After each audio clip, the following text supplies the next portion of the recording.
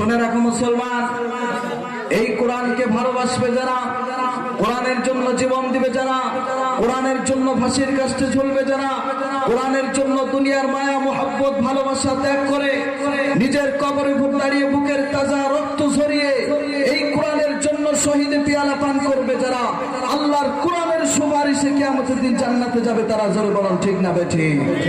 পক্ষান্তরে এই কোরআনকে অপমান অপদস্থ করবে যারা, কোরআনের বিরুদ্ধে কথা বলবে যারা, কোরআনকে বাঁকা চোখে দেখবে যারা, কোরআন নিয়ে হাসি ঠাট্টা করবে যারা, কোরআন ওয়ালাদেরকে নিয়ে বিভিন্ন কটূক্তি করে তাদেরকে শাস্তি দিয়ে বিভিন্ন ভাবে টর্চার করবে যারা, কিয়ামতের কঠিন ময়দানে এই কোরআনের মামলাকে চূড়ান্ত জাহান্নামী হবে তারা। জোরে বলেন ঠিক না বেঠিক? ভাইরা আমার, বন্ধুরা আমার, এই কোরআনের ভালোবাসা ওই সাহাবীর হৃদয়ে ছিল। আল্লাহর নবীর সাহাবী রাসূলুল্লাহ সাল্লাল্লাহু আলাইহি ওয়াসাল্লামের দরজার সামনে দাঁড়িয়ে দাঁড়িয়ে কোরআনের তেলাওয়াত শুনতেছে। আল্লাহর নবী তেলাওয়াত করলেন, ওয়া মা মিন দাব্বাতিন ফিল আরদি ইল্লা আলাল্লাহি রিজকুহা।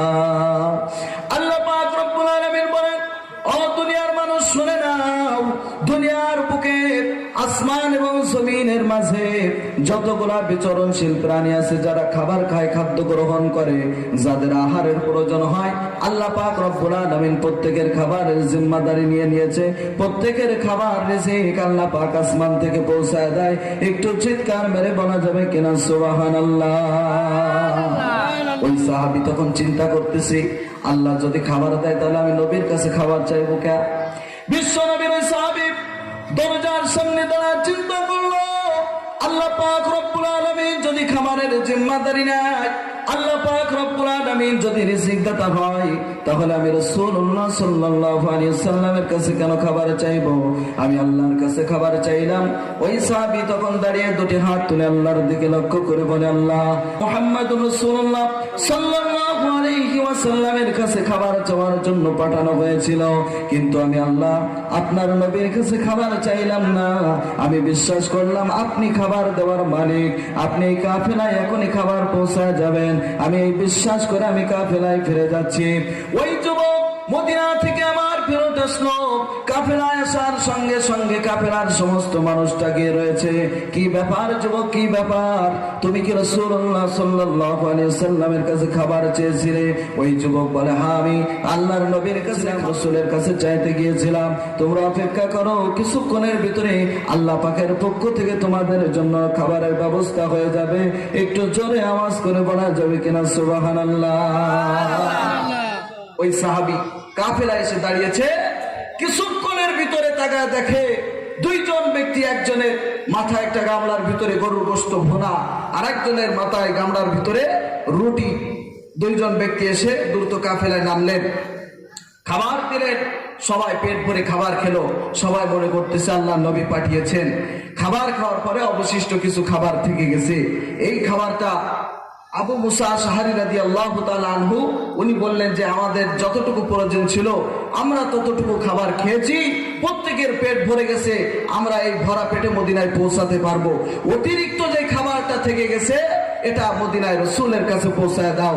যারা অভাবী আছে, গরিব আছে, যারা ক্ষুধার্ত আছে, তাদের কাছে যে এই খাবারটা আল্লাহ রাসূল সাল্লাল্লাহু আলাইহি সাল্লাম পৌঁছায় দেবেন। জোরে বলুন সুবহানাল্লাহ।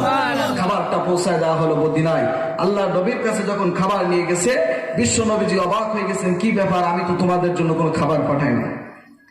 আবু মুসা ডাক দিয়ে বললেন, ওই সাহাবী কোথায়? যে সাহাবীকে বিশ্ব নবী মুহাম্মদুর রাসূলুল্লাহ সাল্লাল্লাহু আলাইহি ওয়াসাল্লামের কাছে পাঠানো হয়েছিল, ওই সাহাবীকে ডাকা হলো। কি ব্যাপার, তুমি কি আল্লাহর নবীর কাছ থেকে খাবার নাও নাই, না কোথার থেকে খাবার নিয়েছো? ওই সাহাবী ডাক দিয়া বলে, হুজুর, আমি যখন বিশ্ব নবী মুহাম্মদুর রাসূলুল্লাহ সাল্লাল্লাহু আলাইহি ওয়াসাল্লামের দরজার সামনে এসে দাঁড়ালাম, দেখলাম, শুনতে পেলাম আল্লাহর নবী ঘরের ভিতরে কোরআনুল কারীমের তেলাওয়াত করতেছি। আমি তেলাওয়াত শুনতেছিলাম, এত মধুর কণ্ঠের তেলাওয়াত।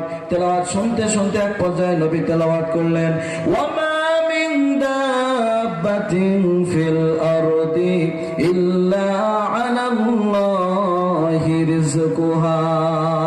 এই আয়াতের অর্থ হলো আল্লাহ পাক রব্বুল আলামিন আসমান জমিনের মধ্যবর্তী যত প্রাণী আল্লাহ পাক রেখেছেন, আর যারা খাবার গ্রহণ করে, আহার গ্রহণ করে, যাদের খাদ্য লাগে, সমস্ত প্রাণীর খাবারের ব্যবস্থা আল্লাহ পাক করেছেন। এই কথার দিকে লক্ষ্য করে আমি চিন্তা করলাম, আল্লাহ পাক যেহেতু খাবারের ব্যবস্থা করেছেন, আল্লাহ পাক যেহেতু প্রত্যেকের রিজিকের দায়িত্ব নিয়েছেন, তাহলে আমি কেন নবীর কাছে খাবার চাইবো? আমি আল্লাহর কাছে খাবার চেয়ে চলে এসেছি। আল্লাহ পাক রব্বুল আলামিন কিছুক্ষণের ভিতরে খাবার পাঠিয়েছেন। বিশ্ব নবীদের কাছে ঘটনা বলার পর আল্লাহর নবী ডাক দেয়া বলে, শোনো আবু মুসা, আল্লাহর নবী মুহাম্মদুর রাসূলুল্লাহ সাল্লাল্লাহু আলাইহি ওয়াসাল্লাম ডাক দিয়া বলেন, তোমরা যে খাবার খেয়েছো, এই খাবার দুনিয়ার কোনো বাড়িতে রান্না করা হয় নাই। এই খাবার সরাসরি আল্লাহ পাক রব্বুল আলামিন জান্নাত থেকে তোমাদের জন্য পাঠিয়েছেন। একটু সুবহানাল্লাহ। রিজিকের মালিক একমাত্র আল্লাহ।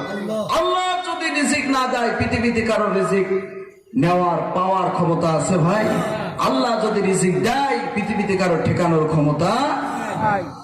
এজন্য এই রিজিক আল্লাহর পক্ষ থেকে আসে, এটা বিশ্বাস করতে হবে। আপনার আমার দোকানের জন্য আমি পাগল। আজকের এই কোরআনের মাহফিল রেখে দুনিয়াবি আড্ডা, বিভিন্ন কাজে আমরা ব্যস্ত হয়ে গেছি।